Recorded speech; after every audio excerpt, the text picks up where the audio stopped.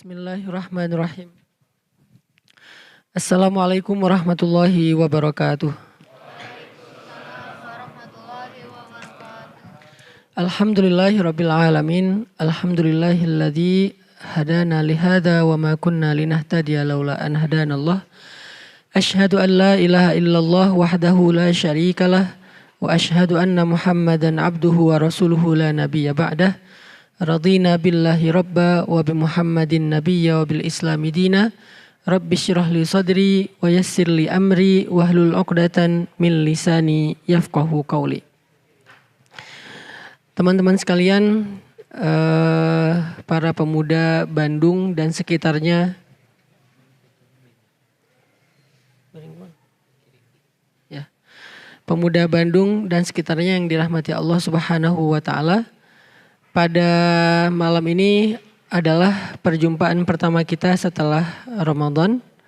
Dan untuk pertama-tama saya ingin mengucapkan kullu am wa antum bi khair.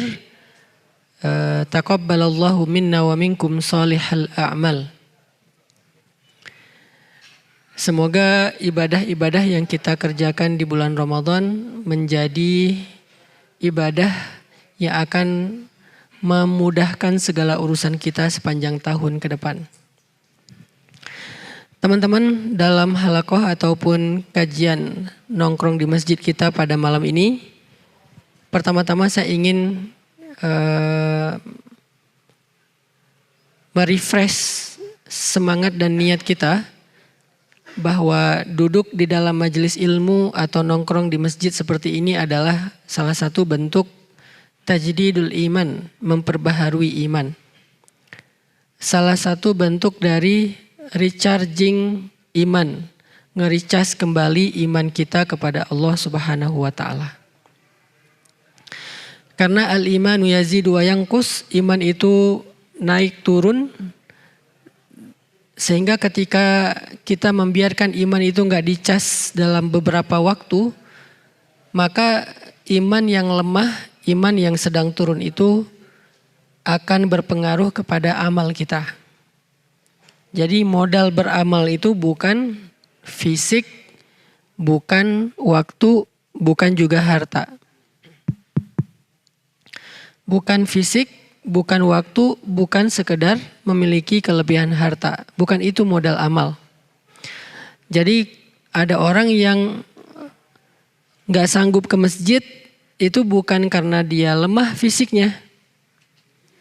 Ada orang yang tidak sanggup baca Al-Quran bukan karena dia gak punya waktu.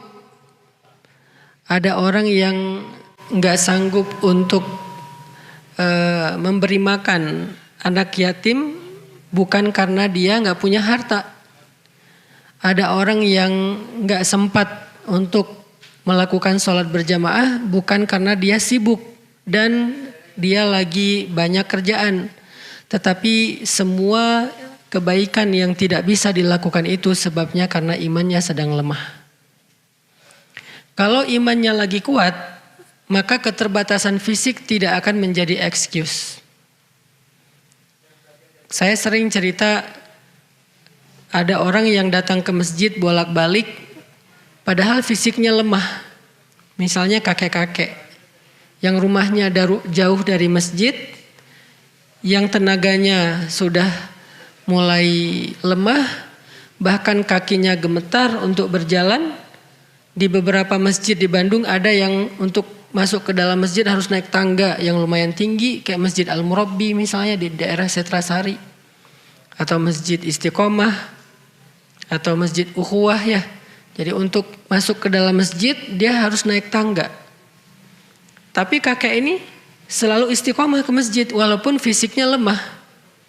Sedangkan kita anak muda yang fisiknya kuat, yang insya Allah gak akan gemetaran kaki kita kalau naik tangga, ternyata gak sanggup ke masjid seistiqomah kakek ini. Itu menjadi bukti penyebab dari kita tidak beramal bukan soal kuatnya fisik, tapi soal iman. Begitu juga dengan masalah keluangan waktu, masalah kelapangan rezeki, dan lain-lain, faktor-faktor yang saya sebutkan tadi itu bukan alasan utama seseorang tidak baik dalam beramal.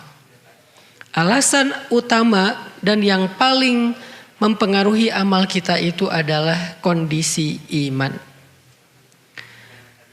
Sehingga kalau kita ingin lebih baik lagi dalam amal solih, ingin lebih sempurna lagi dalam ibadah, hal yang harus kita lakukan adalah kita harus rajin-rajin charging iman, memperbaharui iman. Dan charging iman yang paling baik itu dengan cara duduk di dalam majelis ilmu ataupun mendengar nasihat-nasihat yang baik. Itulah kenapa majelis ilmu itu penting dan diadakan secara rutin. Kenapa banyak banget sih kajian-kajian keislaman? Bukan sekedar untuk nambah wawasan sebetulnya. Karena kalau sekedar untuk nambah wawasan, kita bisa baca sendiri. Kalau sekedar untuk nambah wawasan, kita bisa nonton YouTube. Tapi efek kepada hati dan iman itu beda dengan kita duduk di dalam majelis ilmu. Apalagi kita datang dengan persiapan yang baik. Sebelum datang ke majelis ilmu, mandi dulu misalnya. Memang ngaruh Ustadz, ngaruh. Sama kayak kita datang Jumatan dalam keadaan udah mandi, udah bersih-bersih, pakai pakaian yang baik. Kecuali buat teman-teman yang memang gak mungkin melakukan ini karena datang ke majelis ilmu sambil pulang kuliah, pulang kerja, it's okay. Tapi buat kita yang mungkin masih bisa, maka kita persiapkan sebaik mungkin. Hadir dalam majelis ilmu dengan outfit terbaik, dengan kondisi yang nyaman, udah segar, udah mandi, udah relax, bahkan pakai parfum. Karena itu adab duduk dalam majelis ilmu itu memakai parfum agar malaikat di sebelah kita nyaman, termasuk teman yang di sebelah kita. Nah, ini adalah adab yang membuat nanti ilmu itu akan berpengaruh kepada keimanan kita. Kalau cuman sekedar untuk dapatin wawasan, teman-teman udah pasti seringlah mengakses konten-konten di YouTube ataupun di platform-platform sosial media yang lain. Teman-teman bisa aja baca sendiri di Google atau di e-book kalau nggak baca buku yang hard copy. Tapi majelis ilmu punya keajaiban lain dari sekedar berbagi wawasan. Dia ada keberkahan di dalamnya. Yang kita tahu hadisnya, ketika orang berkumpul untuk mencari ilmu dan berzikir kepada Allah, maka malaikat akan menaungi mereka dan berselawat untuk mereka. Itu nggak didapatkan di dalam cara-cara yang lain selain duduk di dalam majelis ilmu. Ternyata iman juga berpengaruh bukan hanya kepada amal kita, tapi iman juga berpengaruh kepada perilaku kita. Dalam Islam iman itu core. Dia itu asalah, dia itu akar dari banyak hal dalam hidup kita. Jadi kalau dibahasakan dengan alam tara kaifa daraballahu masalan kalimatan thayyibah kasyajaratin thayyibah asluha. Asluha itu dari kata asal. Asal itu dari bahasa Arab jadi bahasa Indonesia asal. Asal itu artinya pokoknya atau akarnya. Asluha sabit. Akarnya, asalnya sangat kuat. Apa akar yang sangat kuat ini? Kata ulama tafsir, iman. Jadi sebuah pohon, maka kekuatan itu terletak kepada akar. Kalau akarnya kuat, gimana pun angin mengguncangkan pohon itu, menggoyangkan pohon tersebut, maka pohon itu tidak akan roboh atau tumbang karena akarnya kuat. Akar itu juga yang akan memberikan nutrisi kepada seluruh pohon itu, mulai dari batangnya, dahannya, daunnya, buahnya, dan seterusnya. Dari akar. Makanya yang pertama Allah bahas asluha, akarnya, yaitu iman. Ini bahasa analogi atau permisalan di dalam Al-Quran. Kalau kita misalnya eh, memiliki akar iman yang ditanam di dalam hati itu dengan kondisi yang baik, maka insya Allah akar ini akan menyerap ilmu, akan menyerap zikrullah, akan menyerap energi-energi yang baik, akan menyerap semua nutrisi yang baik, lalu disebarkan ke seluruh diri kita dan kehidupan kita. Saya nggak bilang tubuh kita ya, karena hati yang dimaksud di sini bukan organ. Maka akar ini akan mengalirkan, akan menyebarkan nutrisi kebaikan ke seluruh diri kita dan kehidupan kita. Tapi begitu akar ini keropos, begitu akar ini rusak, begitu akar ini nggak kuat, lemah karena cuma satu akar, maka kondisi diri kita dan kehidupan kita juga akan berpengaruh kepada yang tidak baik. Itulah kenapa iman itu harus di-refresh. Dia berpengaruh bukan hanya kepada amal solih atau ibadah. Dia bahkan berpengaruh kepada perilaku kita. Kayak gimana maksudnya Ustadz? Iman mempengaruhi behavior, perilaku kita, akhlak kita. Nabi SAW bersabda, "Man kana yu'minu billahi wal yaumil akhir falyakul khairan aw liyasmut." Man kana yu'minu billahi wal yaumil akhir falyukrim dhaifah. Man kana yu'minu billahi wal yaumil akhir falyukrim atau falyuhsin ila jarih atau falyukrim jarah. Kalimat awalnya sama, man kana yu'minu billahi wal yaumil akhir. Tapi dampaknya beda-beda. Yang pertama, siapa yang beriman kepada Allah dan hari akhir, hasilnya hendaklah dia berkata-kata baik atau diam. Itu perilaku. Kalimat yang lain, hadis yang lain, siapa yang beriman kepada Allah dan hari akhir, hendaklah dia memuliakan tamunya. Itu juga perilaku. Siapa yang beriman kepada Allah dan hari akhir, hendaklah dia berbuat baik kepada tetangganya. Itu juga perilaku. Artinya perilaku, akhlak dan karakter kehidupan kita sehari-hari ternyata dipengaruhi oleh kondisi iman. Terutama dalam kondisi-kondisi sulit. Kalau kondisi normal mungkin nggak ketahuan nih betapa penting peran iman dalam mempengaruhi perilaku. Nggak ketahuan kalau kondisi normal. Kayak gini, ini normal nih. Nggak ketahuan. Ketahuannya pas lagi kondisi sulit atau ada ujian.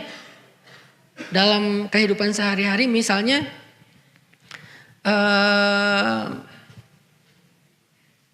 perilaku kita di dalam rumah.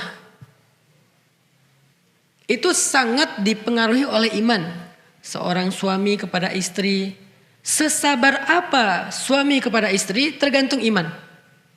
Sesayang apa suami kepada istri tergantung iman.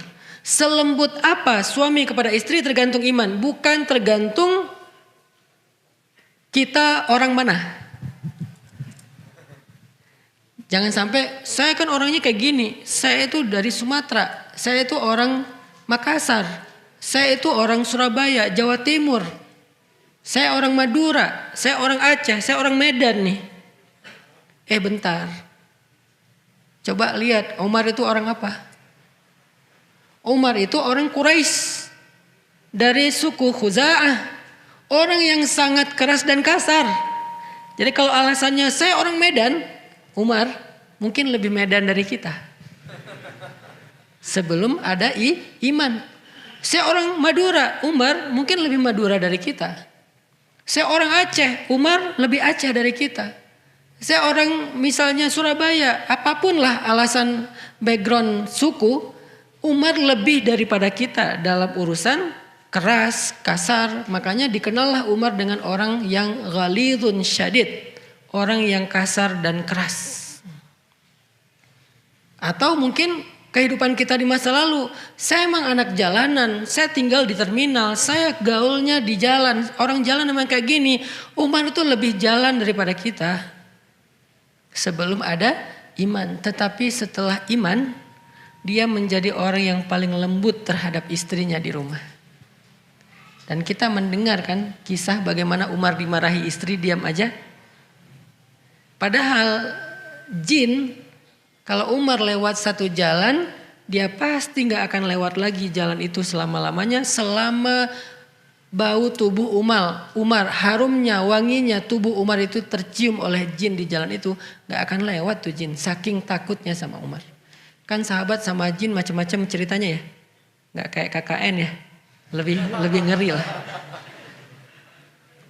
Sama Dauh, sama siapa lagi itu mah, ada jin yang dikejar sama sahabat sampai jin itu lompat ke pagar dan jatuh. Gak ada kan film kayak gitu? Jin dikejar sahabat, loncat pagar, kesandung jatuh. Ada jin yang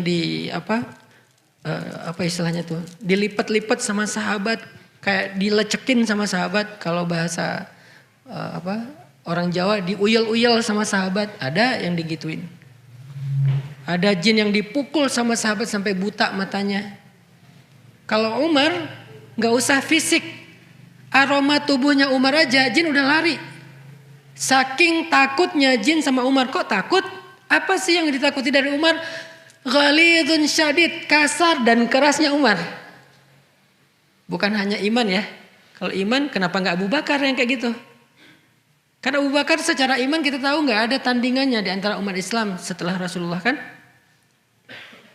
Kalau ditimbang iman Abu Bakar di satu timbangan, kemudian iman kaum muslimin sepanjang sejarah dari zaman Nabi sampai sekarang di timbangan yang lain, maka iman Abu Bakar itu lebih berat. Jadi pastinya kalau karena alasan kesolehan, Abu Bakar udah lebih soleh daripada Umar pastinya. Walaupun sama-sama soleh. Apa yang ditakuti oleh jin dari Umar yang tidak dialami oleh Abu Bakar, tidak dialami oleh Utsman, tidak dialami oleh sahabat-sahabat yang lain. Itu tadi, bahkan Khalid aja gak ngalamin. Khalid gak gitu sama jin. Jin takut sama Khalid tapi gak segitunya. Khalid bin Walid. Siapa lagi jagoan-jagoannya Nabi? Sa'ad bin Abi Waqqas. Siapa lagi? Banyaklah keren-kerennya sahabat. Pastinya Ali bin Abi Thalib. Ali sebetulnya juga sangat ditakuti jin. Jin mengambil jarak dari Ali itu sekian jauh. Tapi Umar aroma aja ditakutin sama jin. Kenapa? Saking ghalidun syadid, saking keras dan kasarnya Umar, itu jin aja takut dengan kerasnya Umar. Gak bisa mungkin kita jabatan tangan sama Umar aja, tangan kita remuk dan Umar gak sengaja. Oh kenapa? Sampai ada yang patah, saking kerasnya dan kuatnya Umar. Jin takut banget tuh. Tapi orang kayak gini di rumah dimarahin istri, diam aja. Kenapa? Karena iman. Karena Nabi yang nyuruh gitu. Bersikap lemah lembutlah kamu kepada pasanganmu, kepada perempuan. Sehingga ketika perempuan marah, maka Umar bin Khattab akhlaknya terhadap istrinya menjadi baik karena iman di dalam hatinya.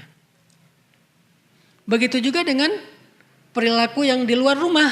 Mulai dari tetangga, mulai dari tamu, mulai dari dan seterusnya. Seperti yang kita pernah dengar kisah. Ada sahabat Ansor yang menyambut tamu di rumahnya. Dengan menghidangkan makanan satu-satunya yang dia punya. Yang bahkan dia dari siang belum makan. Anak-anaknya belum makan kan? Pas malam tamu itu datang ke rumah mereka, mereka hidangkan makanan yang hanya cukup untuk satu orang dewasa. Dihidangkan kepada orang tersebut, lalu tamu itu merasa gak enak hati, ini gimana makannya? Tuan rumah kok gak makan? Terus ini makanannya cuma sedikit, cukup gak kalau saya makan nanti tuan rumah jadi gak makan misalnya. Akhirnya yang punya rumah memadamkan lampu di rumahnya. Lalu menemani tamu ini makan dengan cara kecap-kecap seolah-olah ikut makan sampai tamu ini kenyang. Kok bisa ada yang berperilaku kayak gitu kepada tamu yang bahkan gak dia kenal. Kalau tamu itu teman lama mungkin beda cerita. Kalau tamu itu adalah misalnya saudara atau keluarga dekat beda cerita. Ini tamu gak dikenal. Sesama mukmin doang nih modalnya. Sesama orang yang beriman, kok bisa kayak gitu? Karena mukmin itu diantara mereka adalah ikhwah. Innamal mu'minuna, sesungguhnya orang yang beriman itu bersaudara. Jadi dia perlakukan lebih daripada saudara biologisnya, sehingga dia bisa berperilaku seperti itu kepada tamu. Apa dasarnya? Iman, asluha sabit. Iman itu mempengaruhi perilaku banget.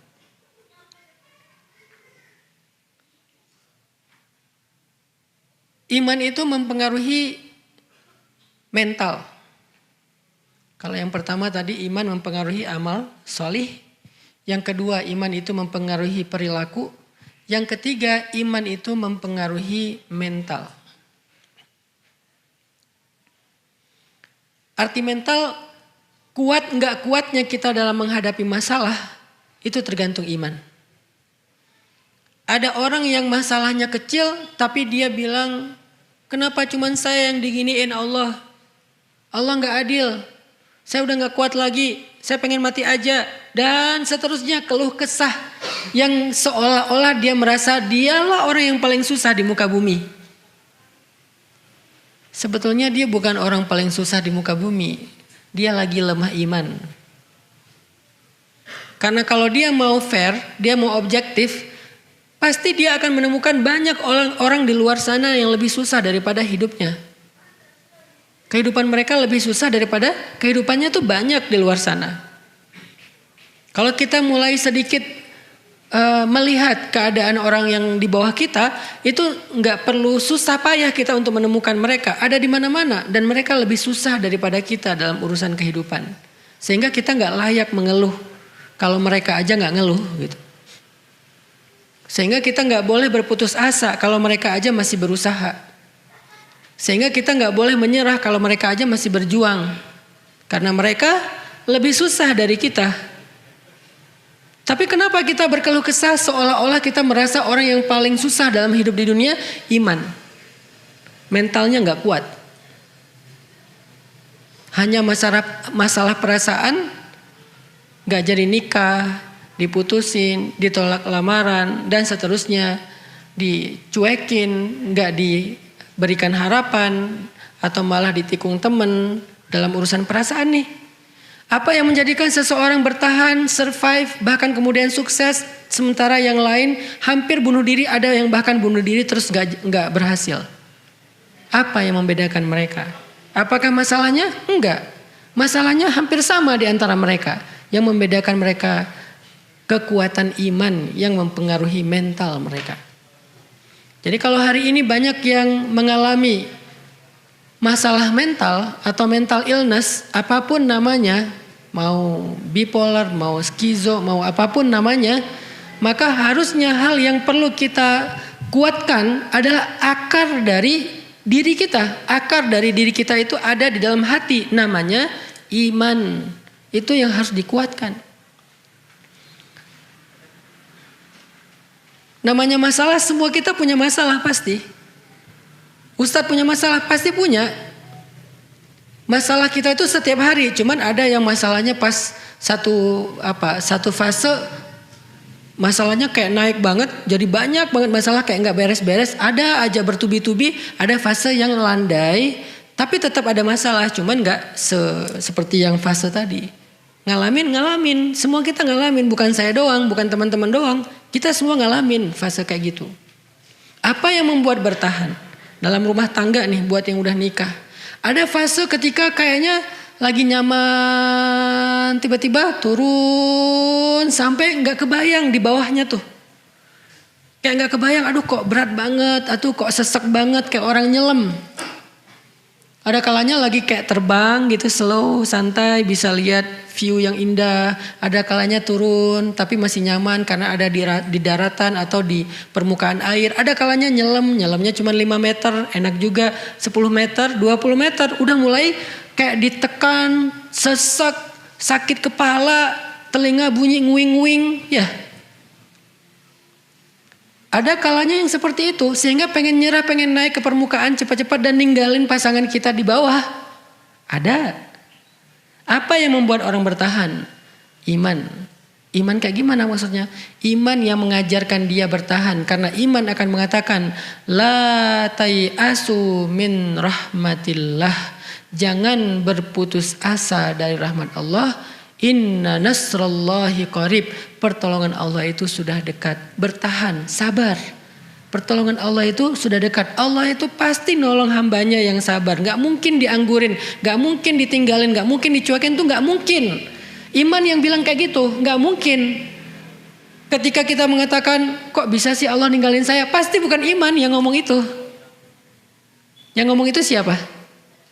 Syak, keraguan. Kan lawannya iman keraguan kan? Wa minan nasi man yaqulu amanna billahi wa bil yaumil akhir wa ma hum bimu'minin. Ada orang yang mengatakan kami beriman kepada Allah, kami beriman kepada hari akhir, kata Allah, dan mereka bukanlah orang yang beriman. Mereka bilang iman tapi kata Allah enggak. Kenapa? Karena di dalam hati mereka fi qulubihim marad. Marad apa? Penyakit apa yang ada di dalam hati mereka? Raib. Dzalikal kitabu la raib. Raib. Raib itu bahasa Arab yang jadi bahasa Indonesia. Raib itu hilang. Hilang di sini artinya apa? Diragukan keberadaannya. Berarti raib itu artinya ragu-ragu. Maka lawan dari iman adalah keraguan. Ketika kita mulai meragukan kebaikan, kebesaran, keagungan, kekuasaan Allah dalam konteks masalah pribadi kita, disitulah kita dalam kondisi lemah iman dan kemudian kita akan lemah dalam segala hal. Tapi ketika kita yakin kepada Allah, keagungannya, kebaikannya, kekuasaannya, kemuliaannya dalam konteks masalah kita, disitulah kita sedang kuat iman, maka insya Allah kita akan kuat dalam segala hal, termasuk kuat mental tadi.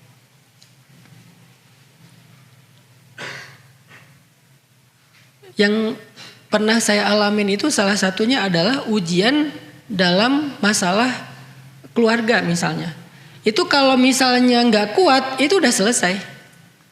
Tapi karena kita bertahan, pokoknya saya nggak akan pernah ninggalin pasangan saya. Pokoknya saya nggak akan berhenti untuk memberikan nafkah terbaik kepada pasangan saya. Gimana pun cara berjuangnya, mau berdarah-darah, mau kayak gimana, terus bertahan. Dan setelah beberapa waktu, Allah yang menentukan waktunya, bukan kita ya. Jangan sampai saya akan bertahan tapi dengan syarat setahun. Setelah setahun berarti ini salah Allah nih. Kan saya udah sabar. Bukan kita yang menentukan waktunya. Makanya ketika para sahabat bertanya, mata nasrullah, kapan datangnya pertolongan Allah? Allah tetap gak jawab besok. Allah tetap gak jawab nanti malam. Allah tetap gak jawab besok pagi atau kapan waktu yang spesifik, yang jelas gitu, enggak. Allah bilangnya ala inna nasrullahi qarib, udah dekat. Kenapa bahasanya dekat? Enggak disebutin aja dekat itu berapa lama lagi sih? Sejam, sehari, sepekan? Enggak, karena Allah pengen kita belajar yakin sama Allah, bukan bertransaksi sama Allah. Kalau Allah bilang angkanya, kita akan bertransaksi. Oke, ya udah saya sabar ya, sehari kan? Tapi karena Allah bilang sebentar lagi, ya udah Allah lebih tahu deh kapan waktunya. Saya ikutin aja flow-nya. Jadi iman yang akan menuntun kita, berbisik kepada kita, memberikan nutrisi dan kekuatan kepada kita dengan kalimat-kalimat iman. Ala inna nasrullahi qarib. La haula wala quwata illa billah. La haula itu bukan kalimat orang yang sedang kaget. La haula wala quwata illa billah. Bukan. La haula kalimat orang yang pasrah. Saya udah gak kuat, saya gak ada daya. Tapi saya masih punya Allah yang maha kuat dan maha kuasa. Saya udah gak kuat nih. Saya gak ada daya upaya nih. La haula wala quwata. Saya gak punya daya, saya gak punya kekuatan. Wala quwata. Illa tapi billah. Saya masih punya Allah. Itu yang membuat kita bertahan. Saya gak bisa ngeharapin siapa-siapa nih. La ahli wala ashabi wala jari wala nas kullu nas fil ard. Saya nggak bisa berharap ke siapa-siapa, nggak keluarga saya, nggak tetangga saya, nggak sahabat saya. Terus gimana dong kalau saya nggak bisa berharap ke siapapun? Hasbiyallah, bukankah cukup bagi saya Allah? Ini yang dibisikin oleh iman kepada kita sehingga kita memiliki kekuatan mental dalam menghadapi masalah kita, teman-teman. Insya Allah kita lanjutkan nanti setelah selesai sholat isya. Barakallahu fikum. Bismillahirrahmanirrahim. Teman-teman yang dirahmati Allah Subhanahu wa taala, kita lanjutkan pembahasan tentang iman. Karena ini adalah pertemuan pertama kita setelah Lebaran, saya berharap prolog ini bisa menjadi penyemangat buat kita untuk selalu hadir dalam kajian-kajian kita ke depannya. Bukan hanya di Masjid Nurul Falah, nanti juga kita adakan kalau memang sudah waktunya, sudah siap di pesantren Cilengkrang, kemudian juga di masjid-masjid yang lain. Kita tadi membahas bagaimana iman itu mempengaruhi amal kita, ibadah kita, termasuk kayak orang yang bersedekah. Orang yang bersedekah itu berapa jumlah sedekahnya itu tergantung iman. Kalau dia yakin sama hadis Nabi, iman itu kan artinya yakin dan percaya ya.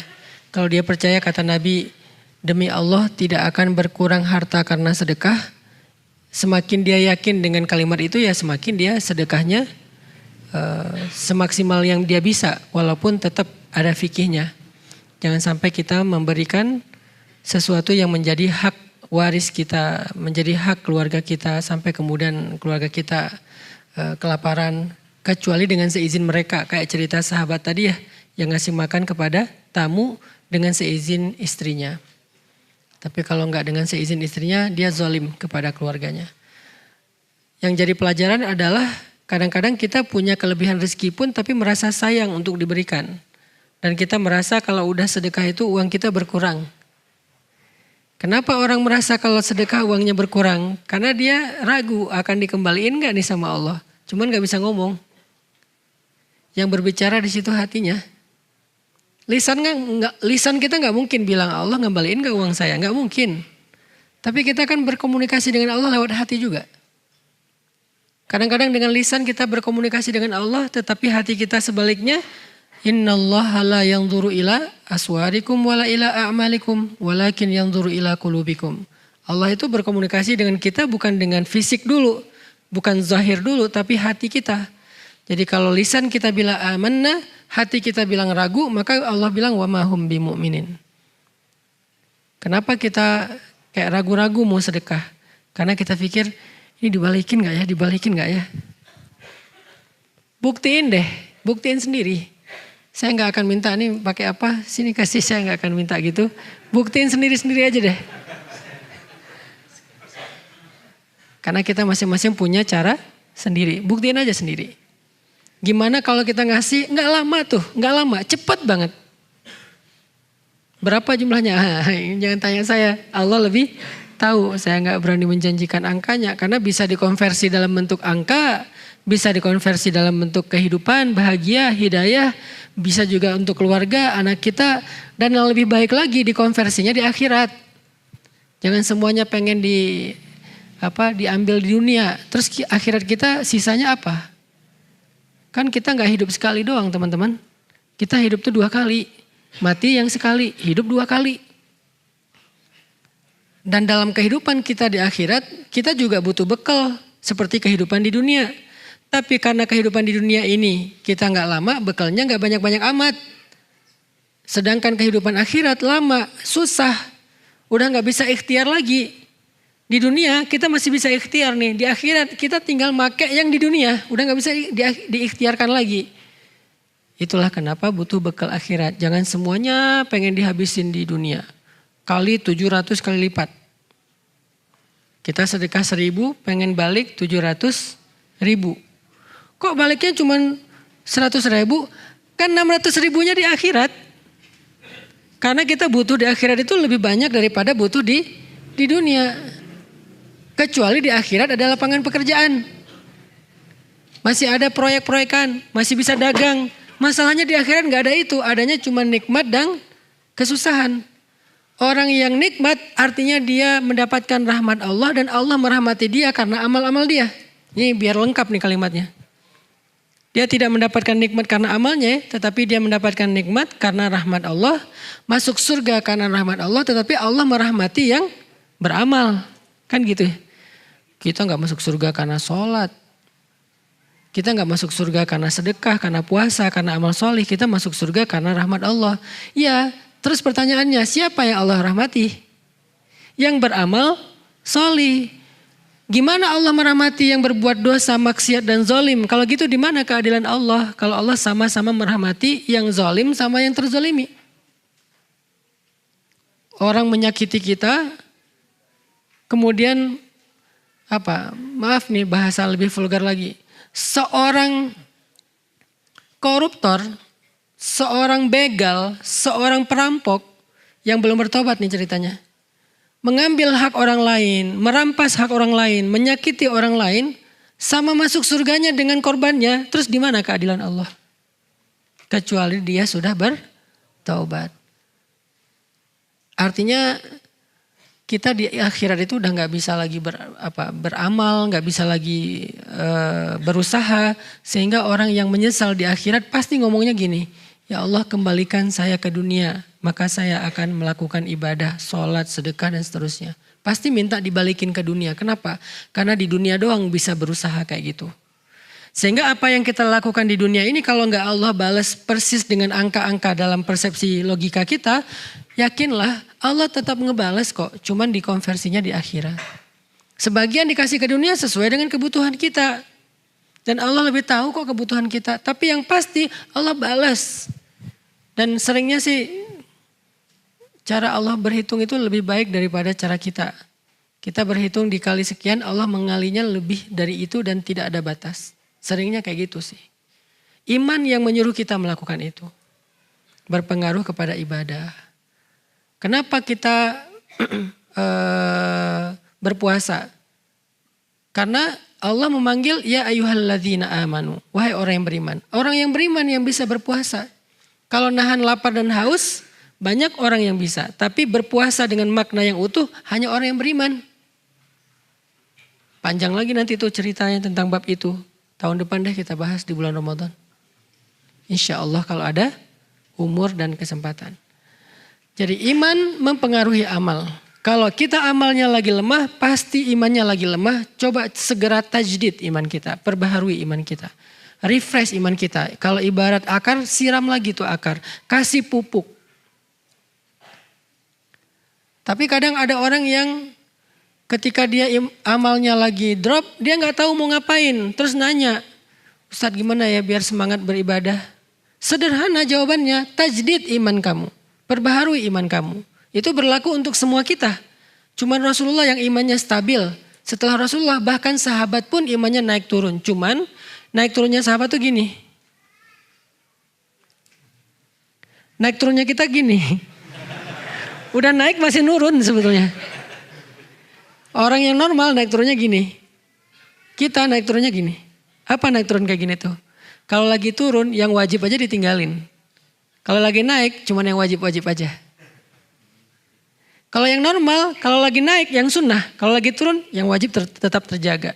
Kalau sahabat lagi turun sunnah. Kalau lagi naik sunnahnya lebih dari itu.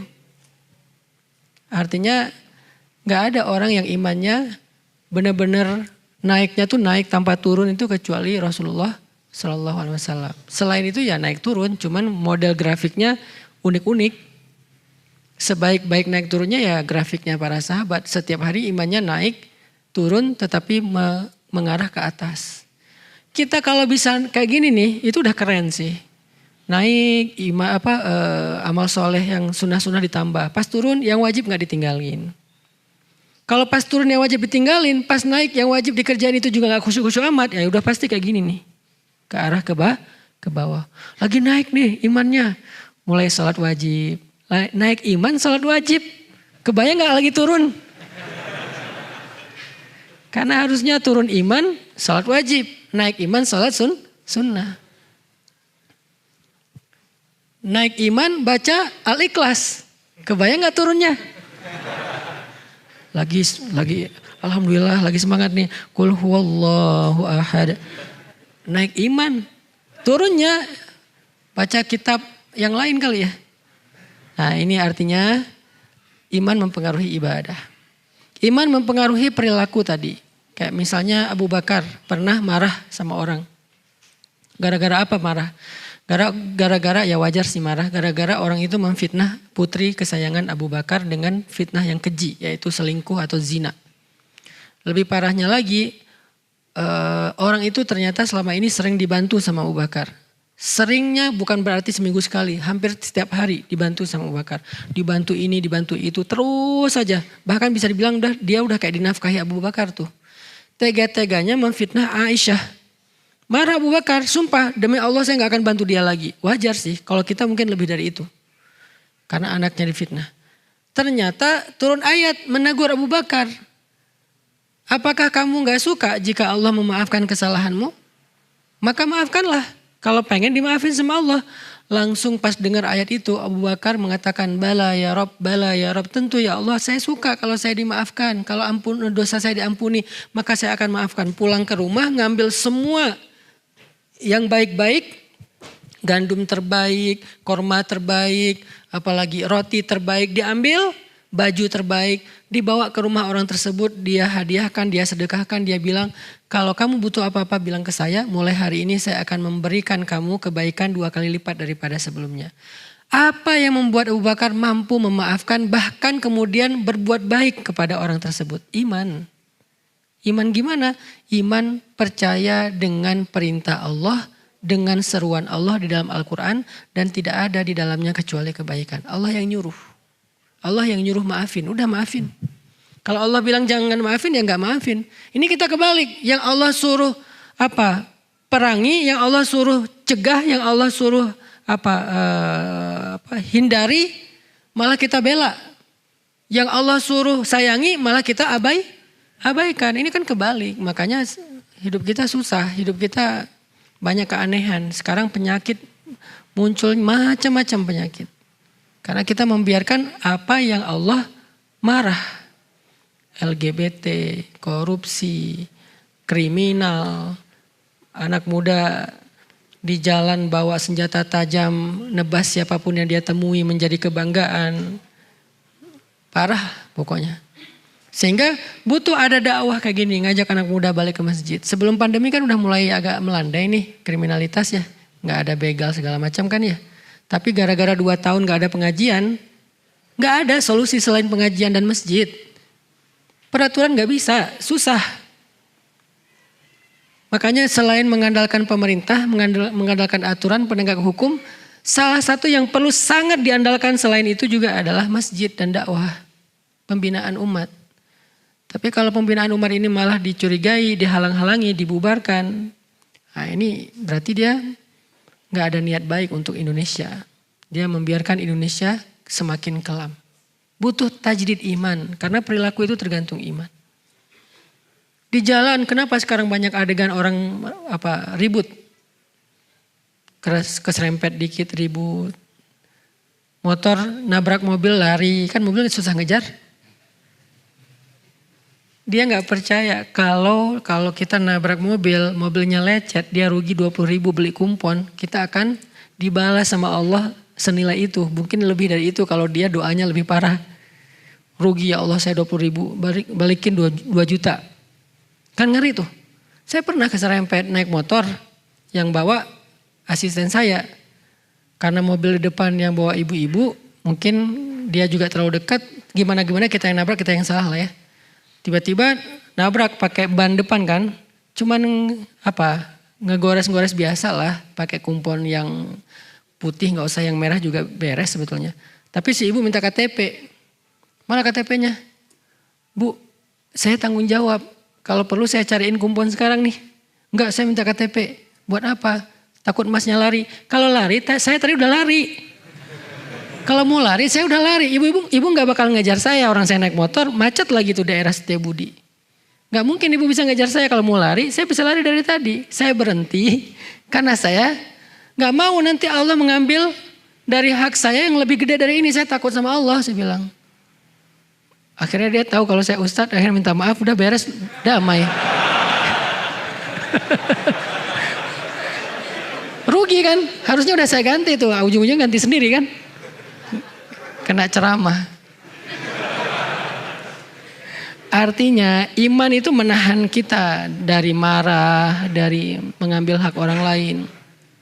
Iman menahan kita dari mencuri, Dan iman itu bukan wawasan agama, teman-teman. Tolong kita jadikan sesuatu yang garis bawahi. Kok bisa tuh ada ustadz, kok bisa ada penceramah, kok bisa ada orang yang ilmu agamanya banyak tapi melakukan hal yang aneh-aneh sekarang? Mereka punya wawasan tetapi mereka bermasalah dengan iman. Karena wawasan agama tidak selalu berbanding lurus dengan iman. Bisa jadi orang yang wawasannya pas-pasan, imannya lebih tinggi daripada orang yang wawasannya tuh lekoh banget ilmu syariatnya. Sering teman-teman yang udah hijrah kayak gini, bisa jadi ibadah teman-teman saya yakin jauh lebih dahsyat daripada ibadah saya. Itu bukan bisa jadi, pasti itu. Karena pas baru hijrah ngerasa banyak dosa, pengen menebus masa lalu, akhirnya ibadahnya dipol-polin, gaspol. Sedangkan saya atau ustadz mungkin ngerasa udah sering beramal. Mungkin ya. Akhirnya ya santai aja kita. Buktinya apa? Kalau lagi umroh tuh. Kalau lagi umroh saya selalu kalah sama jamaah saya. Kita ngerasa setahun berapa kali umroh. Jamaah kita ngerasa mungkin umrohnya seumur hidup cuma sekali. Kebayang gak tuh beda spiritnya. Sehingga akhirnya jamaah saya setiap hari cium hajar aswad. Setiap hari tawaf 5 kali. Setiap waktu sholat dia tawaf. Kemudian khatam Al-Quran selama 10 hari di sana. Pas lagi umroh. Pas saya dengar lagi di ruang makan kan kita suka ngobrol tuh. Alhamdulillah Ustaz hari ini cium hajar aswad. Oh Masya Allah ibu. Perasaan saya udah berapa kali umroh belum pernah.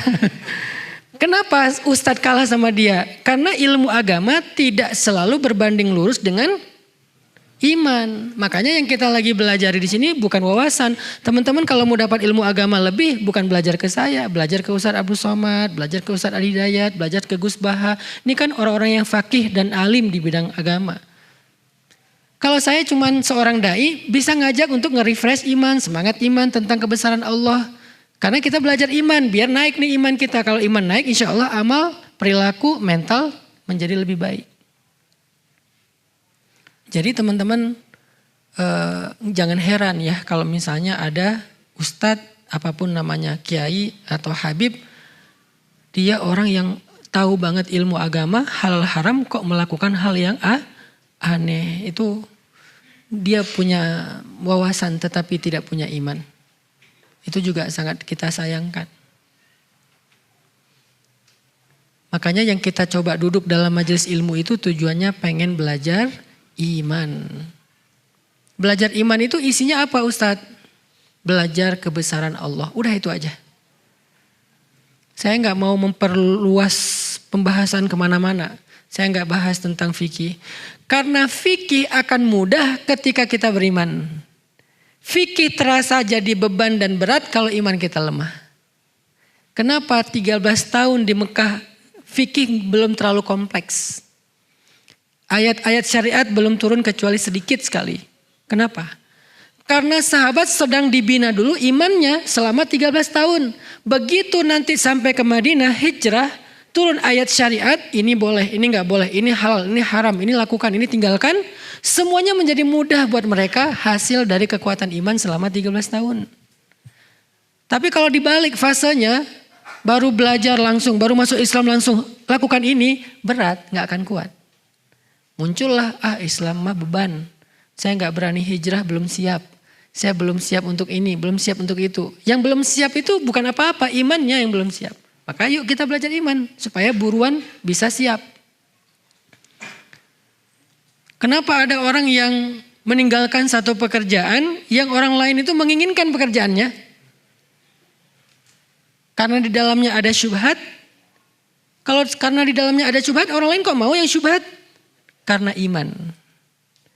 Iman yang membuat dia berani dan mengambil resiko untuk meninggalkan pekerjaan yang penghasilannya besar karena di dalamnya ada syubhat atau yang haram. Sedangkan yang lain yang imannya lemah atau mungkin belum punya iman, dia tidak melihat itu. Buat dia mana yang menguntungkan dan menghasilkan, bukan mana yang baik dan diridhoi Allah. Buat kita yang gak baik, gak diridhoi Allah, itu bukan rezeki. Jadi kalau ada istilah bukan rezeki kita, itulah yang bukan rezeki kita. Mana yang bukan rezeki kita? Yang haram. Itu bukan rezeki kita. Kalau ada yang halal kita hilang, itu bukan, narasinya bukan, ini bukan rezeki kamu. Bukan. Narasinya Allah mau mengganti dengan yang lebih baik dengan ini.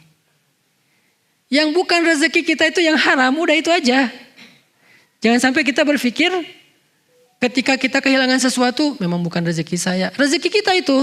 Tapi kalau kita sabar, Allah pengen mengganti yang lebih baik. Yang bukan rezeki kita itu yang haram atau yang syubhatnya kebanyakan. Kalau yang syubhat-syubhat dikit di zaman ini agak susah. Itu pilihan pribadi. Tetapi kalau pilihan dalam bahasa dakwah, kita nggak boleh terlalu memberatkan seperti itu. Yang jelas-jelas haram itu bukan rezeki kita. Sehingga kita tinggalkan. Nanti makan apa? Iman yang akan menjawab. Bukankah Allah yang ngasih makan? Sehingga ketika seorang ulama ahli ibadah berangkat haji, setelah setelah istri dan anak-anaknya ridho, tidak meninggalkan nafkah kecuali untuk kebutuhan 3 hari.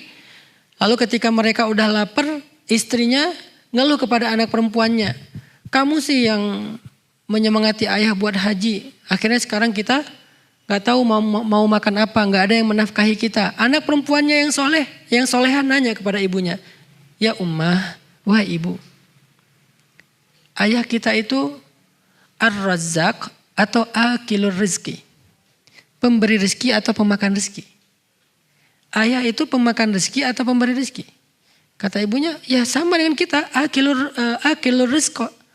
Akilur rizki, dia pemakan rizki sama dengan kita, bukan razak, bukan pemberi rizki. Kalau gitu wahai ummah, pemakan rizki telah pergi, tetapi pemberi rizki tidak akan pernah meninggalkan kita. Ini kalimat iman yang membuat seseorang kuat. Yang saya sering kali bilang, kenapa Ustadz berangkat ke Mesir padahal gak punya modal apa-apa, bahkan gak bawa uang serupiah pun. Iman yang mengatakan ke saya, yang ngasih saya makan di Indonesia dengan yang ngasih saya makan di Mesir, Allahnya sama. Berangkat aja. Tapi setelah ikhtiar maksimal ya, ikhtiar ngumpulin duit, akhirnya ada duit habis buat pakai beli visa dan tiket. Udah nggak ada lagi sisa. Ya udah berangkat karena udah azam, sudah ikhtiarnya maksimal. Fa idza faraghta fansab wa ila rabbika farghab. Iman yang nyuruh kita teman-teman. Memaafkan, iman yang nyuruh kita. Menyambung silaturahim yang terputus, iman juga yang nyuruh. Kalau pakai hawa nafsu dan ego nih, gak bakal kita kayak gitu. Misalnya pakai ego nih, ada keluarga besar, karena silaturahim kan berlakunya dalam keluarga kan. Ada keluarga kita, apa sepupu, atau paman, atau ponakan, atau ipar, atau siapapun lah keluarga besar. Ada yang kita gak srek sama dia, terus sempat ribut, udah gitu putus hubungan, nggak ada di grup keluarga besar, kemudian nggak pernah chat, nggak mau tahu, kalau lebaran nggak mau ketemu, dan seterusnya lah, terputus. Kita orang yang merasa marah sama dia ngerasa nggak akan rela saya nyambung silaturahim sama dia, dia jahat banget sama saya, jahat sama keluarga saya, jahat sama ibu saya, jahat sama istri saya, pokoknya saya udah nggak nganggap dia lagi nih, keluarga. Tapi karena ada hadis qudsi di mana Allah berfirman ketika amal manusia dinaikkan kepada Allah setiap hari Senin dan hari Kamis dan setiap pagi dan petang, maka kemudian Allah berfirman, amhilu hadzain hatta yastaliha, anziru hadzain hatta yastaliha. Tahan amal 2 orang ini sampai mereka berdamai. Kalau mereka masih terputus silaturahim, amal mereka tergantung antara langit dan bumi. Kalau mereka wafat, meninggal dalam keadaan silaturahimnya masih terputus, maka amalannya akan berguguran, tidak bernilai di mata Allah. Karena kita yakin dengan itu, kita paksakan diri kita, kita lawan ego kita datang menyambung orang yang memutuskan kita di antara keluarga. Sil man qata'aka, sambunglah orang yang memutuskanmu. Jadi silaturahim itu bukan bertamu teman-teman. Lagi ngapain? Lagi silaturahim. Bukan itu silaturahim. Kenapa silaturahim itu pahalanya gede banget? Karena bukan sekedar bertamu. Kalau sekedar bertamu pahalanya gede, mudah banget ya. Silaturahim itu amalan istimewa karena emang susah. Apa silaturahim itu? Silman qata'aka, sambunglah yang memutuskan. Tapi di sini maksudnya keluarga ya, bukan yang lain. Saya pengen silaturahim sama kamu. Itu nggak ada hadisnya tuh. Nggak boleh loh kita memutuskan silaturahim. Sering kan kayak gitu ya. Pas diputusin bilang, nggak boleh memutuskan silaturahim loh. Emang lo siapanya gua? Sepupu bukan, adik bukan, paman bukan ya. Kan orang lain. Di situ nggak berlaku silaturahim. Kalaupun berlaku dalam kebaikan, bukan dalam masalah pacaran, berlakunya ukhuwah, islahu dzatil bain, bukan silaturahmi. Silaturahmi berlakunya dalam keluarga. Kepada siapa objeknya? Bukan yang lagi nyaman, yang nggak nyaman itulah objeknya. Kalau silaturahim hanya memilih yang nyaman-nyaman, itu bukan sedang menyambung yang terputus, itu sedang menjaga persaudaraan. Bagus juga, cuman bukan hadis silaturahmi. Silaturahmi itu atau silaturahim itu hadisnya silman qata'aka, sambung yang memutuskanmu. Datang kita ke dia, walaupun dia yang memutuskan kita. Setelah datang ternyata dia nggak membuka pintu, minimal tanggung jawab kita sudah tertunaikan. Sehingga amal kita terangkat kepada Allah. Tinggal amal dia yang tergantung di antara langit dan bumi. Kita mah enggak. Tapi kalau kita nahan ego, kita mau menjaga ego, maka dua-duanya tergantung di antara langit dan bumi. Siapa yang menyuruh kita berbesar hati, lapang dada, ringan bebannya iman. Alam nashrah laka sadrak. Bukankah kami telah melapangkan dadamu? Apalagi? Alam nashrah laka sadrak wa wada'na 'anka wizrak. Kami turunkan bebanmu. Alladzi anqadha dhahrak, yang memberatkan punggungmu. Wa rafa'na laka dzikrak, dan kami tinggikan derajatmu. Kayak gimana cara biar dada kita lapang? Apa arti dada lapang, teman-teman? Ada yang tahu nggak?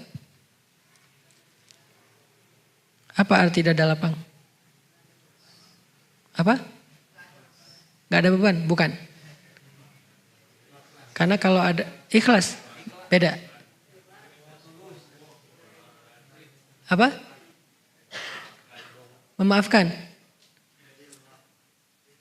Ridho. Oke. Semuanya mirip-mirip. Dada lapang itu artinya di dalam hati kita muat kesalahan-kesalahan orang lain dan tidak membebani kita. Kesalahan orang lain itu masih masuk dalam hati kita, tidak bikin kita sesek. Itu namanya lapang dada. Kalau satu ujian, satu musibah, satu kesalahan orang lain udah bisa bikin kita nyesek, itu sempit dadanya tuh. Maka dia perlu banyak-banyak berdoa, Rabbi syrah li sadri, ya Allah lapangkan dada saya, Rabbi syrah li sadri. Itu bukan doa sebelum ngomong doang itu.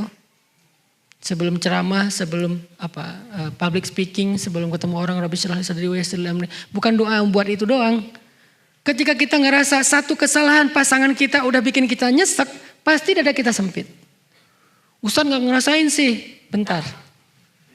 Kadang ada masalah kecil, tapi kita ngerasanya udah besar. Kenapa? Karena tempat di dada kita kecil. Kadang ada masalah besar, tapi rasanya kecil, karena tempat di dalam hati kita itu lapang. Contoh, ruang masjid ini.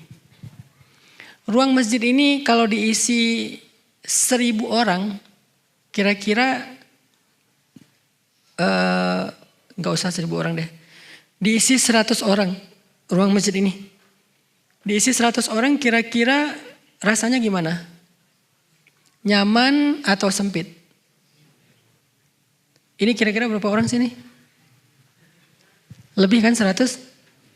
Sempit gak? Sempit. Kalau sempit tuh duduknya gini. Ini masih bisa duduk lapang, santai. Oke, gak usah 100 orang. 50 orang, sempit gak masjid ini? Bisa selonjoran gak?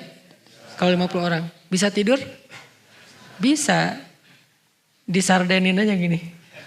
Dijajar, di soft. Bisa. 100 orang aja sebetulnya masih bisa tidur. Kalau pakai ukuran soft ya. Tapi mungkin agak ngepas. Coba sekarang kita ambil ruangan toilet. Diisi 50 orang. Ternyata masalahnya bukan berapa besar dan kecil masalah. Tetapi berapa besar ruang di dalam hati kita. Kalau hati kita selapang-lapangan bola.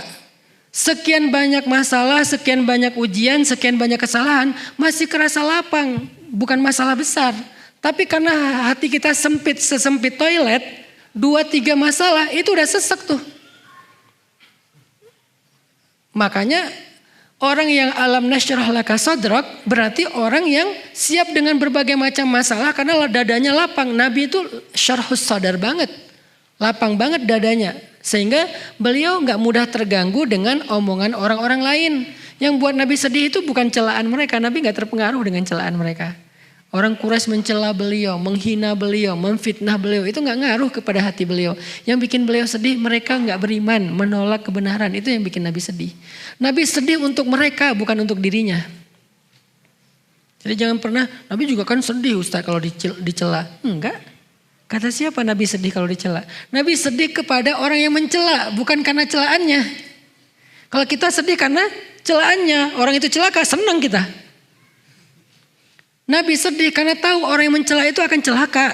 Yang dicela itu kekasih Allah. Dan Allah tuh gak ridho banget kekasihnya dicela. Sama kayak kita, kekasih kita dicela, keluarga kita, orang yang kita sayangi dicela. Kita gak ridho, apalagi Allah. Nabi takut itu sama orang itu. Kasihan dia mencela saya. Ntar kalau Allah marah gimana? Kasihan dia menghina saya. Ntar kalau Allah murka gimana? Nabi kasihan sama dia makanya sedih. Bukan karena beliau dicela. Jadi jangan pakai dalil Nabi juga kan sedih kalau dicela. Enggak sedih Nabi itu kalau dicela. Kok bisa sih Nabi nahan? Kok bisa sih Nabi kuat dengan semua perilaku enggak nyaman di sekitarnya? Karena syarhus sadar, lapang dada Nabi itu. Bagaimana Nabi kok bisa lapang dadanya? Baca satu surat sebelum surat itu. Surat Ad-Duha. Ma wadda'aka rabbuka wa ma qala. Allah enggak pernah ninggalin kamu. Itu modalnya ya, yakin iman. Alam yajidka yatiman fa'awa wa wajadaka dhallan fahada wa wajadaka ailan fa'aghna. Itu iman. Jadi surat Ad-Duha Allah lagi ngajarin Nabi tentang iman, percaya, berserah sama Allah. Hasilnya surat Al-Insyirah atau Asyarah, lapang dada. Menjadi ringan beban di punggungnya. Kita belum apa-apa udah kebeban. Beban itu artinya tanggung jawab. Baru dikasih tanggung jawab sedikit udah merasa aduh saya gak sanggup. Baru dikasih amanah dakwah sedikit, aduh saya gak mampu. Kenapa kita ngerasa lemah dan tidak sanggup mengambil beban? Karena kita tidak percaya Allah.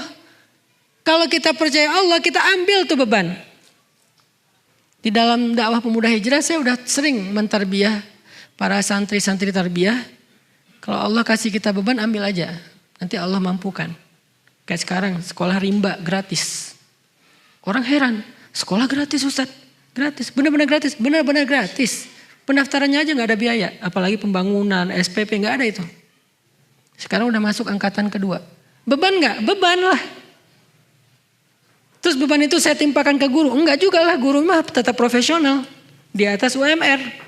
Gak boleh gurunya mentang-mentang yayasan dapat beban sekolah gratis, ya guru ikhlas aja ya.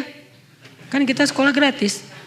Saya gak mau gitu. Terus siapa yang ambil beban? Saya bersama tim saya di yayasan. Kita harus ambil beban ini. Biar saya yang cari nafkahnya. Mereka biar fokus mengajar. Anak-anak biar fokus belajar. Saya cari nafkah sebagai ayah misalnya. Anak saya belajar, istri saya yang penting ngurus rumah, ayahnya cari nafkah. Kan kita sebagai laki-laki kan gitu kan, ar-rijal. Salah satu di antara karakteristik rijal, cowok, kesatria, kuwatut tahammul, kuat mengangkat beban. Makin besar beban yang dia angkat berarti dia kesatria sejati.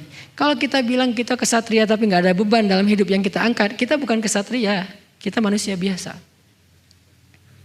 Sampai kapan Ustadz? Ada yang bilang gini, biasanya sih cuma tahun pertama doang untuk branding, engagement. Nanti tahun kedua mulai bayar, tahun kesekian bayarnya mahal. Sampai saat ini saya masih berpikir, insya Allah selama saya mampu dan saya yakin Allah akan memampukan, itu akan gratis saja sampai kuliah. Saya pengen membuktikan ya, sekolah gratis yang berkualitas itu bisa kita wujudkan kok dengan dakwah. Tapi berkualitas bukan berarti gratis terus cuma pakai garasi orang, nggak ada tuh. Gratis berkualitas. Lahannya 9 hektar. Kemudian konsepnya alam, setiap anak dikasih 1 kapling tanah buat mereka farming. Nanti kita sedang cari domba-domba yang bagus buat 1 anak tuh megang 1 domba. Jadi namanya farming dan mengurus ternak itu bukan simulasi pas lagi mau menjelang liburan doang sesekali. Terus masuk dalam foto, ini sekolah kami ada program ini. Enggak, setiap hari ada.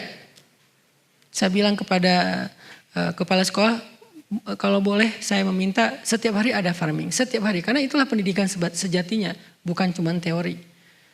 Ini kita lagi nyari vendor yang cocok buat bikin kolam renang, coba sekolah gratis ada kolam renang, kolam ikan 2, kemudian ada ternak domba, ada ternak ayam, ada farming, 1 orang 1 kapling.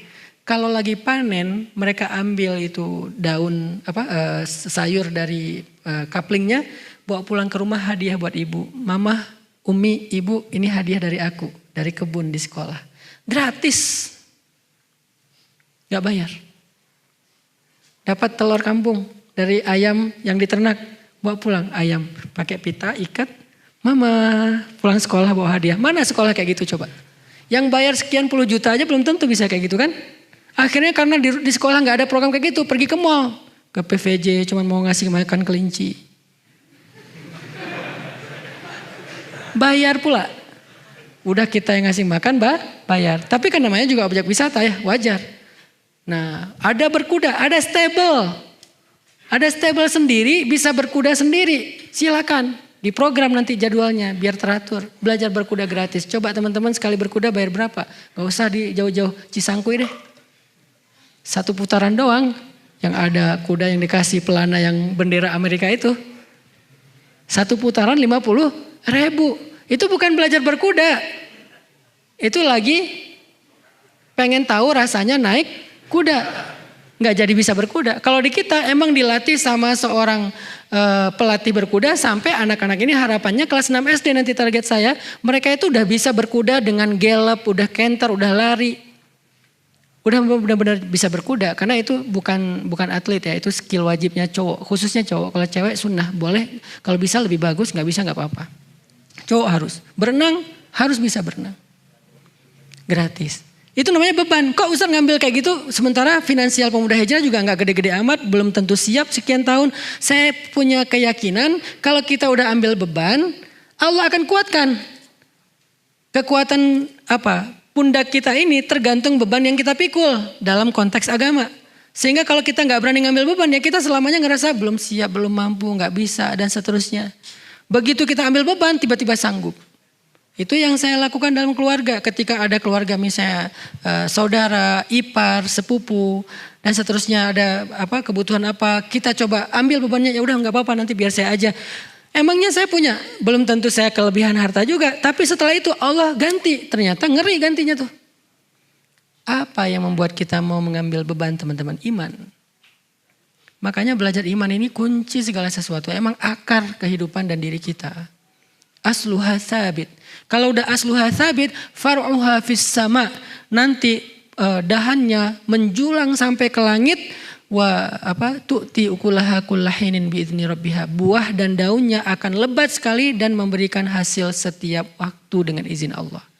Itu efek dari akar iman. Jadi belajar iman itu penting. Gara-gara belajar iman, kita akhirnya jadi berani melakukan hal-hal yang orang lain gak berani. Kita jadi mampu melakukan hal-hal yang orang lain gak mampu. Termasuk tadi masalah mental. Kita bertahan dengan hal yang orang lain gak bertahan. Aku gak habis pikir kok dia kuat ya, kok dia sabar ya. Iman, siapa dia? Bilal. Sampai orang-orang Quraisy pun bertanya, aku takut dia akan mati. Ketika lagi nonton live streaming Bilal disiksa, ada viewers yang komen, aku takut dia mati. Terus viewer yang lain nanya, siapa yang kamu maksud?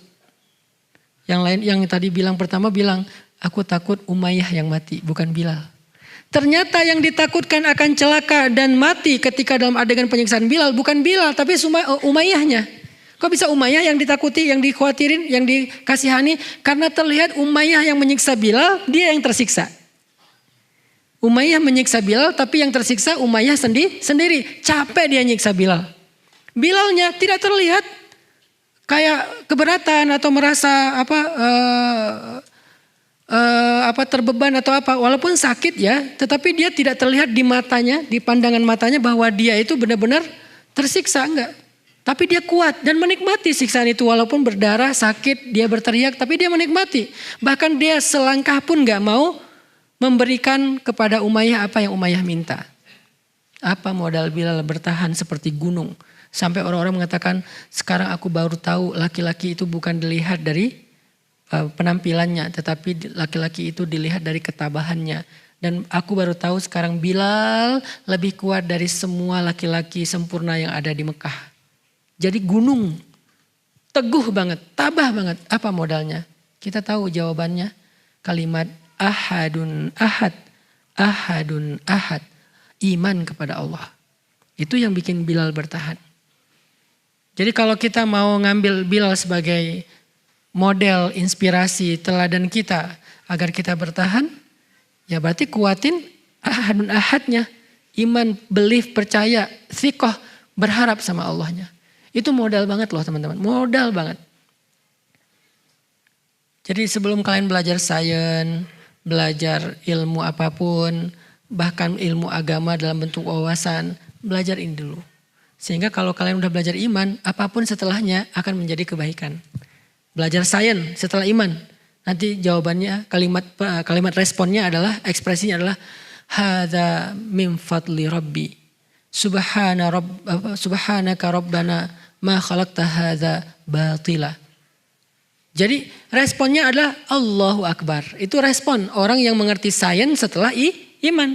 Tapi orang yang mengerti sains tapi nggak ngerti iman, responnya adalah ini adalah fenomena alam. Kalimat fenomena alam. Dia lebih mending pakai kalimat itu daripada memuji Allah. Padahal ini bukan fenomena alam doang. Ya, tetapi di atasnya ini kebesaran Allah. Ini kebesaran Allah. Sekecil apapun penemuan saintis yang dia dapatkan, maka dia akan mengatakan ini kebesaran Allah, ini kebesaran Allah. Karena biasanya orang kalau nggak ngerti iman, dia akan mengatakan, wah ini teori ilmiahnya begini, ini fenomena alam, ini terjadi karena ini. Penjelasannya detail, tapi dia lupa ada siapa di balik semua itu. Kita kalau lagi takjub sama Instagram dan Facebook, kita pasti nggak lupa dong sama foundernya yang membuat platform secanggih ini. Kalau kita takjub sama teknologi Tesla dan seterusnya, kita nggak lupa dong sama foundernya yang membuat teknologi canggih masa depan seperti ini. Ada helikopter, ada mungkin mobil listrik, ada nanti bentar lagi taksi terbang, ada apa segala macam, banyak lah. Kita kalau takjub sama misalnya sebuah platform jual beli yang bikin banyak orang jadi orang kaya kayak Amazon, kita takjub juga pasti sama foundernya. Artinya kenapa kita nggak lupa sama Jeff Bezos, Elon Musk, Mark Zuckerberg dan seterusnya? Karena kita tahu mereka sebelum kita paham mereka itu nggak terputus dari karya mereka. Maka karya Allah yaitu ciptaannya nggak akan terputus dari Robnya. Ini nggak terjadi tanpa Allah. Sebagaimana Facebook nggak ada tanpa si Mark. Sebagaimana Tesla nggak ada tanpa misalnya Elon. Sebagaimana misalnya si Microsoft nggak ada tanpa Bill Gates. Amazon nggak ada tanpa Jeff dan seterusnya. Kita yakin itu. Kenapa giliran alam kita bilang ini fenomena alam seolah-olah terjadi secara kebetulan dan tidak ada orang di balik, tidak ada zat di baliknya. Kita kagum banget sama karya-karya kecil manusia, kita kurang kagum sama karya besar yang Maha Pencipta. Itu iman. Makanya belajar iman dulu sebelum apapun. Jadilah mukmin dulu. Termasuk jadi pengusaha, apalagi pengusaha, modalnya iman banget itu. Kalau nggak karena modal iman, kemungkinannya satu, dia nggak akan bertahan. Kemungkinan kedua, kalau dia sukses, dia akan jadi orang yang sombong dan lupa diri. Kalau belum sukses nggak akan bertahan, setelah sukses lupa diri dan sombong. Tapi kalau dia beriman sebelum sukses, dia akan bertahan sampai dia sukses. Kalau setelah sukses, dia menjadi orang yang paling bermanfaat untuk orang lain dan tidak lupa kepada Allah. Hadza min fadli rabbi. Belajar iman.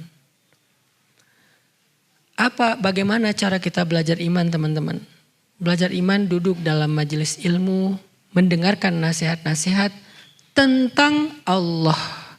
Jadi kita nongkrong ini lagi ngomongin siapa nih? Ngomongin Allah. Kita nggak ngomongin artis, kita nggak ngomongin tentang berita yang lagi viral, kita nggak ngomongin tentang diri kita lagi ngomongin tentang Allah. Itu tujuan kita duduk dalam majelis ilmu. Semua tema saya bisa dibilang itu sebetulnya tema akidah. Cuman dalam konteks-konteks yang berbeda. Jomblo fisabilillah itu akidah banget itu. Kok bisa Ustaz? Kan ada statementnya.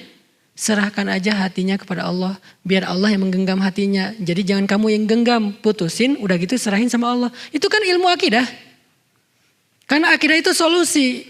Iman itu solusi. Kalau bukan karena kita yakin sama Allah, gak berani juga kita mutusin ya. Nanti kalau jadi sama yang lain gimana? Nanti kalau dia berubah pikiran gimana? Allah yang menjaga hatinya. Tapi terjadi Ustadz, setelah diputusin jadi sama yang lain. Artinya Allah memang pengen ngasih kamu yang lebih baik dari dia. Emang kamu lebih tahu dari Allah? Allahu ya'lamu wa antum la ta'lamun. Allah lebih tahu dan kamu gak tahu. Mana? Ya sabar. Kapan? Ala inna nasrullahi qarib. Bentar lagi, tunggu. Lagi disiapin yang terbaik. Kamu juga persiapkan diri biar gak jomplang gitu. Dia udah baik, kamunya gak benar. Kasihan dia. Kamu udah baik, dia belum siap. Kasihan kamu. Lagi disiapin sama Allah. Ada waktunya nanti. Memang bisa Ustaz. Saya mah yakinnya 100% bisa. Itu udah pasti itu. Teori akidah itu udah gak ada 1%, 0,0 sekian persen pun gak ada keraguan. 100% benar udah.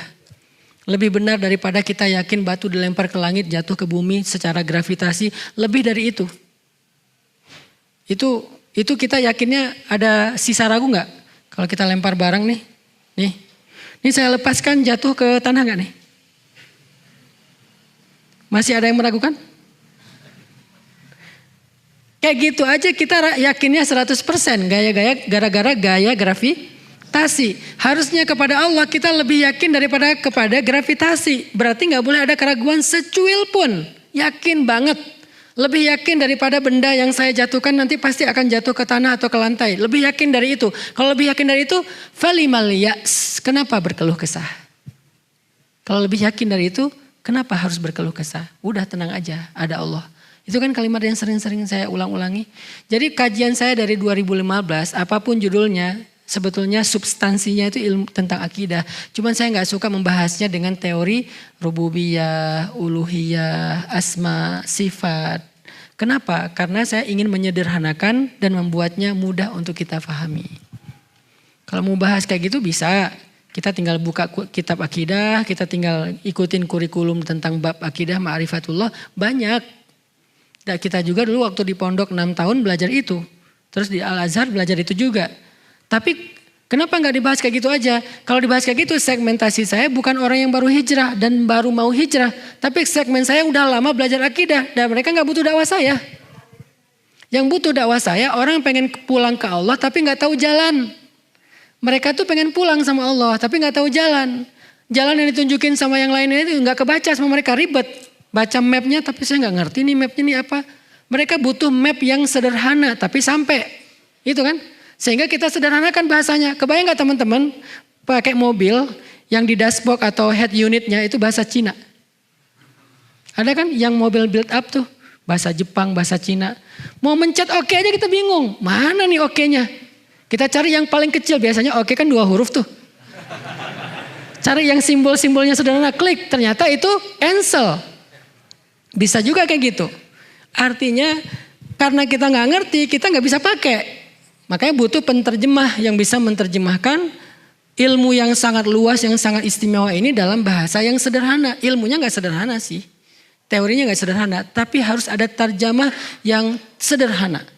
Itu yang kenapa saya bicara akidah dalam bahasa yang sederhana. Nanti kita bahas Asmaul Husna misalnya. Gimana cara memahami Al-Quddus dalam konteks anak muda? Gimana memahami Al-Wahhab dalam konteks daily life kita?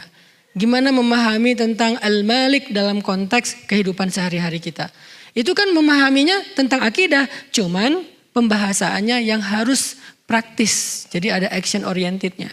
Harus bisa langsung diamalkan.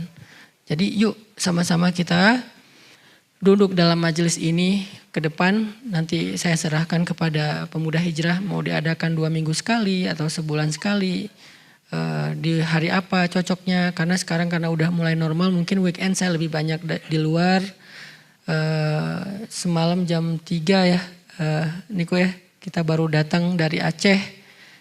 Ngapain Ustadz ke Aceh? Mau support dakwah Ustadz Amri, karena di Aceh mau bikin kayak pemuda hijrah tapi namanya Akrab. movement anak muda, saya support datang ke Aceh. Sekaligus silaturahim keluarga dan sahabat-sahabat. Setelah ini misalnya kemana lagi, itu haknya sahabat-sahabat saya, teman-teman kita yang ada di luar Bandung. Karena kita lebih fleksibel, kita bisa weekdays. Mau weekend silahkan nanti ke pesantren. Jangan hanya karena ada kajian saya, ada kajian yang lain juga. Ketika dibuka hadir. Oh belajar sama Ustadz Aslam, belajar sama Ustadz Imam, belajar sama Ustadz siapa lagi. Karena kita insya Allah punya banyak guru-guru yang akan mengajarkan kita. Belajar tahsin dan Al-Quran sama Syekh Yazin. Sehingga nanti kita terus mengasah iman kita. Kalau bisa pas belajar kayak gitu, minta nasihat iman aja sedikit. Karena belajar tahsin pun ada iman. Apalagi belajar Al-Quran ya. Kan banyak ayat-ayat iman tuh. Belajar syariat pun harus dengan iman. Kalau enggak kita enggak akan sanggup menjalankan syariat. Syariat berkurban bentar lagi. Kalau enggak pakai iman pasti itu berat tuh. Tapi beli handphone ringan itu. Handphone iPhone 14 bentar lagi keluar. Yang katanya di belakang juga udah bisa ada touchscreen-nya di belakang. Berapa harganya? Yang paling murahnya 18 juta. Oh murah banget loh. 18 juta. Kalau yang Pro Max 30 juta. Oh dapat yang kayak gini 30 juta. Worth it banget ya. Giliran kambing, domba cuman 4 juta yang ideal. Kita anggap maaf ya saya belum sanggup. Saya bukan orang yang mampu dan segala macam. Ada aja excuse-nya. Apa masalahnya? Iman, bukan mampu nggak mampu. Tapi kalau kita yakin bahwa domba atau sapi yang kita kurbankan di Idul Adha itu nggak mungkin sia-sia, nggak akan mengurangi harta kita, udah itu mah ringan banget. Justru yang mengurangi harta kita itu membeli urusan dunia itu kurang harta kita, benar-benar kurang. Apalagi elektronik, saat beli aja udah berkurang. Kendaraan baru beli udah turun. Kecuali aset-aset mungkin dia agak stabil atau cenderung naik. Tapi kalau kendaraan, elektronik kan baru beli juga udah turun. Karena berstatus second kan, baru beli juga. Gak lagi berstatus baru. Sejak dibuka wrappingnya atau kotaknya udah berstatus second dan udah langsung turun harganya. Walaupun belum kita install apa-apa. Buka aja nih wrappingnya nih. Udah harganya turun 50 ribu, 100 ribu. Baru buka doang wrappingnya. Belum saya pegang kok handphonenya, tapi ini udah kebuka nih. Handphone belum dipegang, udah kebuka gini, udah turun. Tapi insya Allah kalau fisabilillah, salah satunya berkurban, nggak kayak gitu teorinya. Tapi kok kita nggak yakin sih, kok kita nggak gregetan sih, kok kita nggak semangat sih? Tadi masalah iman. Sama Allah, kalau kita udah bukan hanya naiknya itu sejak kita niat udah naik tuh harta kita. Niatnya benar ya. Saya tahun ini pengen domba. Yang udah biasa domba, tahun ini saya pengen sapi. Baru niat nih, udah naik harga. Udah naik derajat, udah naik pahala. Jadi pahala niatnya doang tuh. Udah gitu kita beli. Belum disembelih, baru dititipin. Udah naik lagi pahalanya. Disembelih sama kita, apalagi kalau kita bisa menyembelih sendiri, lebih keren lagi. Saya sih pengen bikin tren ya tahun ini. Bagi yang mau aja. Yuk kita belajar menyembelih domba sendiri. Nanti di pesantren, bentar lagi kita akan bikin tarbiyah menyembelih domba. Gak usah sapi dulu deh, domba dulu aja. Buat anak muda yang sudah mau menyembelih domba tahun ini, berkurban domba, tolong usahakan mulai tahun ini kalau bisa nih ya bagi yang serius nih. Mulai nyembelih sendiri deh biar sempurna ibadahnya. Jangan disembelih orang. Kan biasanya masalah di Idul Adha itu susah nyari jagal ya. Jagal laris manis tuh. Dari pagi nyembeli sampai malam tidur gak sengaja. Saking laris refleks gitu kan. Wah kerjaannya siang-siang wah sepanjang. Tuh air to grul tuh anak saya yang paling kecil gara-gara ngelihat saya nyembeli. Sampai hari ini asal digendong. Saya gendong dia. Udah gitu salah. Takbir dulu. Allahu Akbar. Nggak gini dia. Kalau gini berarti dia salah. Karena dia ngelihat kita udah dapat tarbiyah tentang cara menyembelih yang benar. Gini caranya. Mau pakai pedang palsu, mau tangan saya juga nyesel. Aduh salah nih saya nunjukin ke Ertugrul. Jadi tahun ini dia saya suruh main aja deh. Gak usah lihat lagi saya nyembelih. Karena ntar. Artinya mulai tahun ini bisa nggak nih anak muda Bandung duluan nih. Kan biasanya tren dari kita kan. Anak muda Bandung, kalian yang udah bisa berkurban 1 domba, usahakan nyembelih sendiri. Nanti dari panitia tinggal nyiapin bilah pisaunya aja nih. Datang kan biasanya kita nonton domba yang kita punya kan. Nah sekarang jangan cuma nonton, apalagi sampai bilang saya nggak kuat lihat darah. Cewek ngomong gitu oke. Kita ngomong gitu nggak kuat lihat darah. Astagfirullahaladzim. Belajar tahun ini kita kuatkan, karena kalau rame-rame biasanya lebih kuat kan. Kalau sendiri kan nggak ini ya, nggak tega kan, kita orangnya lembut sih.